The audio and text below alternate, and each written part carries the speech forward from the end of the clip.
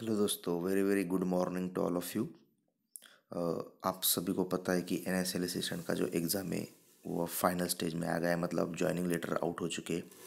तो अब joining letter के बाद जो एक कुछ ना डॉक्यूमेंट्स, कैरेक्टर सर्टिफिकेट है, कुछ जॉइनिंग लेटर के बारे में कुछ इश्यूज़ है, कुछ कैरेक्टर सर्टिफिकेट के बारे में है कि वो कैसा लेना चाहिए, कैसा मिलेगा नहीं मिलेगा, उसका फॉर्मेट क्या होगा, और बैंक अकाउंट डिटेल्स फॉर्म क्या होता है, और उस पर किसकी साइन चाहिए किसकी नहीं चाहिए।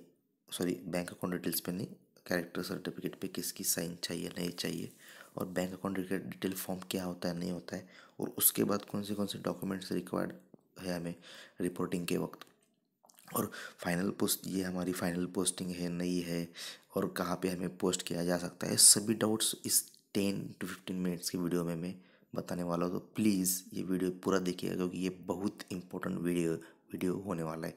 क्योंकि यहाँ पे कैरेक्टर सर्टिफिकेट के बारे में बहुत ही कन्फ्यूजन अभी भी बना हुआ है।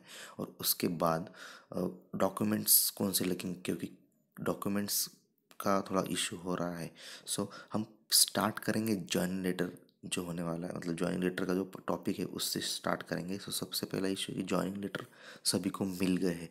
तो आई थिंक सभी को अभी तक मिल गए, और शायद दिल्ली सर्कल वालों को अभी तक नहीं मिला। लेकिन ये ज्वाइनिंग लेटर है, ये RO वाइज डिपेंड करता है। RO जो रिस्पेक्टेड RO है, रीजनल ऑफिस, वो हाँ भेजने वाले ज्वाइनिंग लेटर। सो बहुत से लोगों को बाय ईमेल ये ज्वाइनिंग लेटर आ गया है। लेकिन अब सवाल ये है कि ये ज्वाइनिंग लेटर बाय पोस्ट आएगा या नहीं आएगा। सो दोस्तों, ये फिर भी ROS डिपेंड करता है कि उनको आपको ये जो ज्वाइनिंग लेटर है वो बाय पोस्ट भेजना है या नहीं भेजना है। क्योंकि मुंबई RO 2 या कहीं ना कहीं तो भी ये, शायद मुंबई या दिल्ली RO 2 कहीं ना कहीं तो ये मैंने टेलीग्राम पे देखा कि बाय पोस्ट आ गया है। लेकिन ऐसा नहीं कि आपको बाय मेल आया है मतलब बाय पोस्ट आएगा ही। सो अब कोई कमेंट नहीं करेगा कि सर हमारे यहाँ बाय पोस्ट आएगा या नहीं आएगा। सो ये ROS डिपेंड करता है। नहीं आया तो भी कोई इश्यू नहीं है, क्योंकि आपको ईमेल से वो इंटीमेट कर देंगे। सो नेक्स्ट टॉपिक है कि ये जो है हमारा फाइनल पोस्टिंग है या नहीं है। देखिएगा दोस्तों, इसके पहले क्या होता था, मतलब बैंक क्लर्क का आप एग्ज़ाम निकालो या NSL का एग्ज़ाम निकालो, आपको एक रिपोर्टिंग ऑफिसर दिया होता, उसके पास आपको जाके रिपोर्ट करना पड़ता है। मतलब बैंक क्लर्क भी हुए तो डिस्ट्रिक्ट का कोई या तालुका प्लेस में कोई ब्रांच हुई तो वहाँ पे जाके आपको रिपोर्ट करना पड़ता है। जब आप वहाँ पे जाते हो तो वहाँ पे रिपोर्ट करने के बाद वो आपको एग्जैक्ट आपका लोकेशन कहाँ है, आपकी पोस्टिंग कहाँ है, वो बताते थे। मतलब NSL में भी शायद वैसा ही था। लेकिन इस बार मेरे ख्याल से ये हमारी फाइनल पोस्टिंग है, क्योंकि कहीं ना कहीं ईमेल्स में लोगों को माइक्रो ब्रांच भी अलॉट कर दी गई है। माइक्रो ब्रांच यदि अलॉट कर दी गई है तो इसका मतलब ये है कि उनकी पोस्टिंग वहीं पे होगी। तो शायद ये 99.99% हमारी फाइनल पोस्टिंग है। इसके बाद हमको इधर उधर नहीं, मतलब दूसरी तरफ नहीं भेजा जाएगा। यही हमारी फाइनल पोस्टिंग है। और नोटिफिकेशन में शायद ईमेल में ऐसा मेंशन भी कर दिया है कि it has been decided to post you at something dash dash dash. So I think इसका मतलब तो डेफिनेटली यही हो गया है कि आपको यही ब्रांच एलोकेट हो गई है जो आपको मेंशन की गई है। सो शायद इसके बारे में भी डाउट होगा, तो ये भी क्लियर कर दिया है मैंने। तो अब सबसे इम्पोर्टेंट टॉपिक है कि how to get a character certificate. So सबसे इम्पोर्टेंट बात यह है दोस्तों कि कैरेक्टर सर्टिफिकेट तो हमें जो दिया गया है उसका एक फॉर्मेट नेट पे हमें टेलीग्राम पे आया है। मतलब टेलीग्राम पे और व्हाट्सएप ग्रुप पे भी आ चुका है। सो आई थिंक वो फॉर्मेट में आपको सबसे पहले दिखाता हूँ। Just a minute. हाँ, ये कैरेक्टर सर्टिफिकेट का फॉर्मेट है। सर्टिफाइड दैट आपका नाम यहाँ पे, श्री, डॉटर किसका है, सन किसका है, वाइफ किसकी है, और कितने मंथ से वो बंदा आपको जानता है, और suitable for mister miss is not related to me. ये कुछ भी डिटेल्स ये आपको फिलअप करने। लेकिन अब सबसे बड़ा सवाल है कि कैरेक्टर सर्टिफिकेट पे साइन किसकी होनी चाहिए। सो दोस्तों, नोटिफिकेशन में, सॉरी, मेल में उन्होंने दिया है कि कैरेक्टर सर्टिफिकेट का जो है, मतलब कैरेक्टर ये यहाँ पे आप देख सकते हो, character certificate of from any of the following. So यहाँ पे क्या दिया है कि गैजेटेड ऑफिसर ऑफ सेंट्रल और स्टेट गवर्नमेंट, गैजेटेड ऑफिसर ना दोस्तों, गैजेटेड ऑफिसर सेंट्रल और state government, non gazetted officer, वो भी सेंट्रल और स्टेट गवर्नमेंट को इशू नहीं है। Tehsildar, naib tehsildar authorise to exercise magistrate power, मतलब जज वगैरह भी चल सकता है यहाँ पे, लेकिन उसको ऑथोराइज होना चाहिए। सो अब कुछ लोगों ने ये पूछा कि यहाँ पे प्रिंसिपल जो होता है कॉलेज का, उसका चलेगा या स्कूल का चलेगा। शायद स्कूल का जो प्रिंसिपल है ना दोस्तों, पहले उनसे पूछ लेना कि आप स्टेट गवर्नमेंट के नॉन गेजेटेड ऑफिसर के अंडर आते हो या नहीं आते हो। यदि उसने कहा कि नहीं आता हो वही, तो उसकी साइन मत लेना यहाँ पे। यदि कॉलेज, आई थिंक इसके अंदर कौन आएगा, जो कॉलेज जूनियर कॉलेज और सीनियर कॉलेज के प्रिंसिपल जो होते हैं ना, 11-12 कॉलेज या बीएससी बीकॉम बीए के प्रिंसिपल जो होते हैं ना, शायद वो आते हैं, क्योंकि वो फुल्ली गवर्नमेंट का पेमेंट, मतलब गवर्नमेंट उनको पेमेंट करता है। इसका मतलब वो सेंट्रल गवर्नमेंट या स्टेट गवर्नमेंट के नॉन गैजेटेड या गैजेटेड पोस्ट के भी होल्डर हो सकते हैं। लेकिन दोस्तों एक प्रॉब्लम, अभी कितना परफेक्ट है नहीं परफेक्ट है मुझे पता नहीं है, तो मैं आपको एक प्रॉब्लम ऐसा बताता हूँ कि आप यदि प्रिंसिपल के पास गए, तो आपको तो वो पर्सनली नहीं जानता, तो वो आपके बारे में कैसे रिकॉर्ड दे सकता है कि नहीं इस बंदे को तो मैं पूरा जानता हूँ, ये अच्छे कैरेक्टर का है, वो ऐसा है वैसा है। तो शायद उसके लिए कुछ प्रूफ लगेगा ना, तो वो प्रूफ कैसे लोगे। सो अब मैं ये बताऊंगा दोस्तों कि मैंने ये कैरेक्टर सर्टिफिकेट कैसे निकाला है। तो सबसे पहले मेरा पर्सनल एक्सपीरियंस मैं आपको शेयर करता हूँ। मेरे पापा को मैंने इंक्वायरी करने के लिए बोला, तो उन्होंने तहसीलदार को, क्योंकि सेतु में गए, मतलब सेतु कार्यालय जो होता है तालुका प्लेस में, जिसे हम कचहरी कहते हैं, वहाँ पे गए। वहाँ पे इंक्वायरी करने के बाद उनको पूरी इन्फॉर्मेशन नहीं मिली, कौन क्या बताता था, कौन क्या बताता था, कौन अलग कुछ बताता था। तो उन्होंने तहसीलदार को ही डायरेक्टली मतलब कांटेक्ट किया, तहसीलदार को पर्सनली उनसे मिले।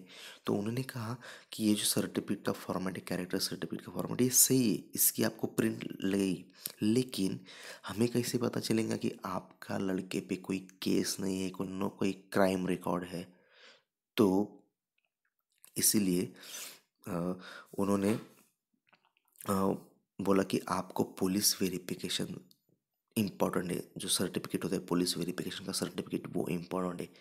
तो पापा ने तो पुलिस वेरिफिकेशन सर्टिफिकेट जो होता है वो आपको उसके लिए शायद ऑनलाइन अप्लाई करना पड़ता है।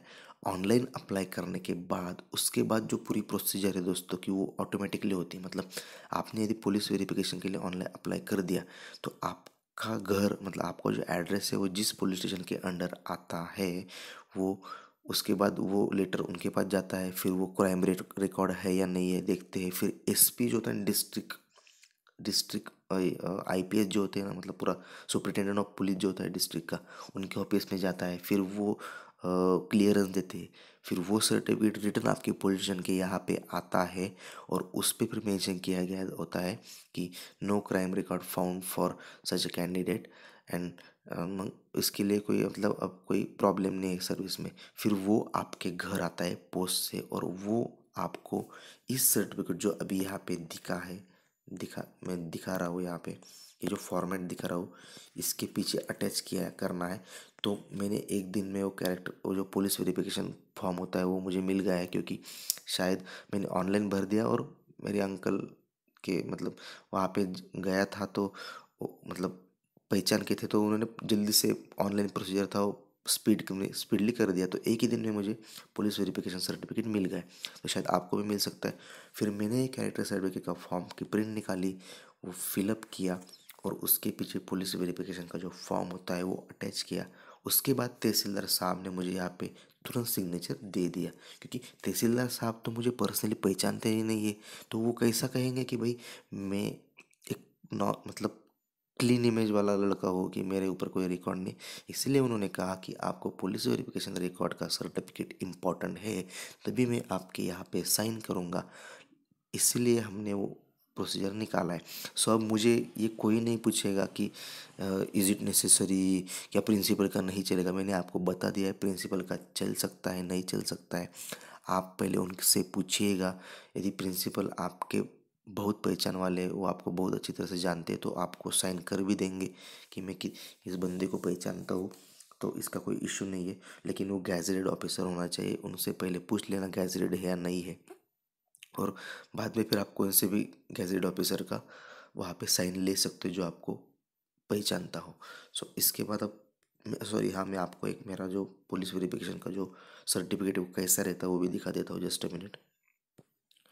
हाँ, यहाँ पे आप देख सकते हो कि ये मेरा police verification sir clearance certificate देखिए, यहाँ पे पुलिस क्लियरेंस सर्टिफिकेट, यहाँ पे एप्लीकेशन आईडी था, मेरा डेट था, यहाँ पे मेरा फ़ोटो था।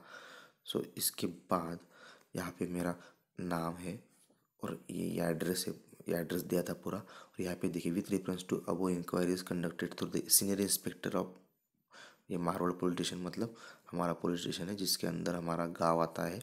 अब वो application is residing at the address mention attention form, जो कुछ भी है मतलब मेरा जन्म 1992 से है तो, और 2019 तक उन्होंने रिकॉर्ड चेक किए तो मेरे अंदर मेरे इसमें मेरे नाम पे कोई रिकॉर्ड उनको नहीं मिला।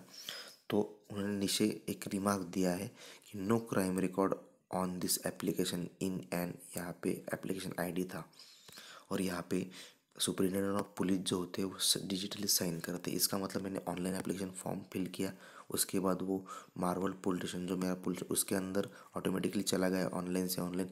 सो ये जो प्रोसेस है दोस्तों पूरा ऑनलाइन है।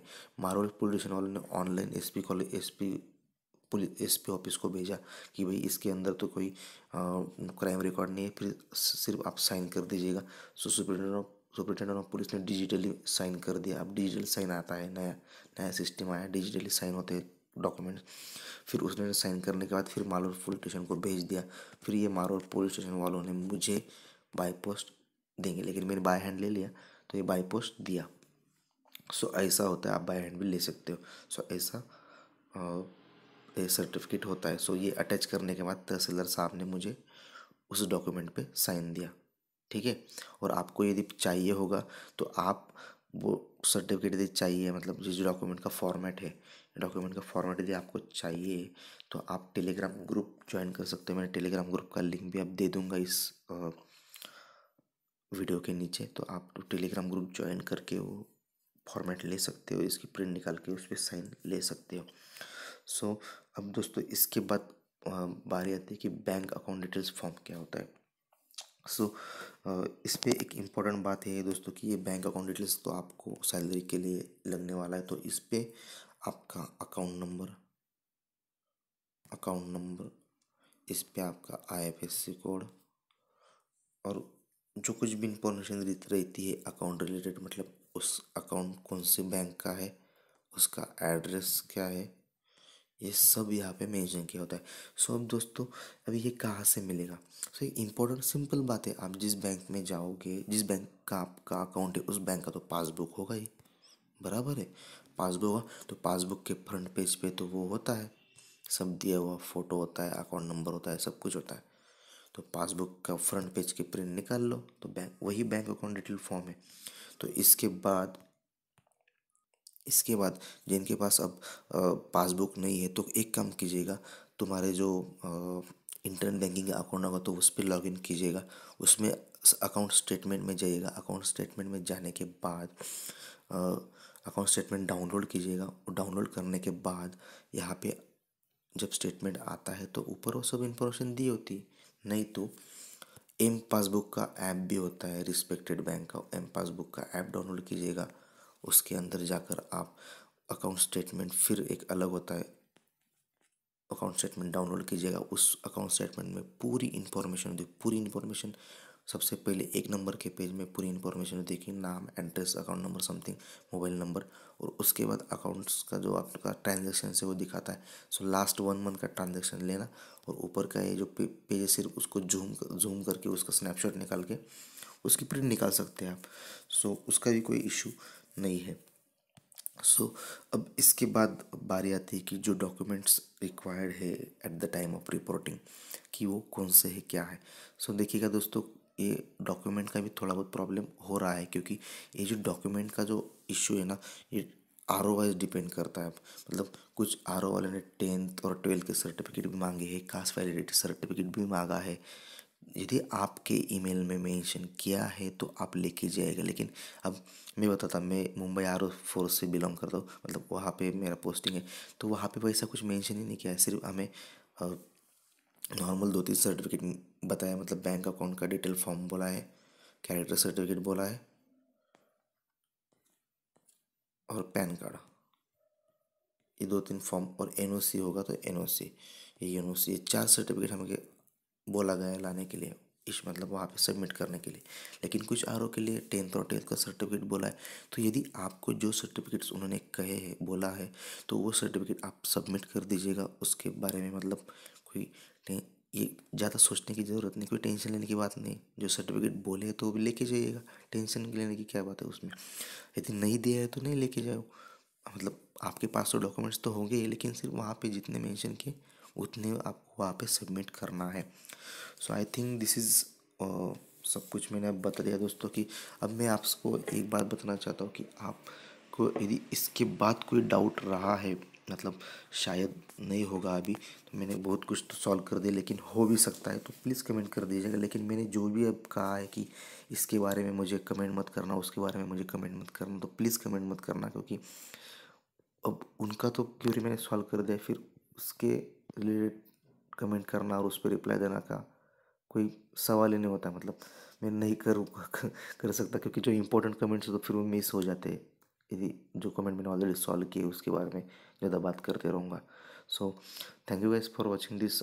यदि कोई कमेंट हो तो कोई इशू नहीं, तो आप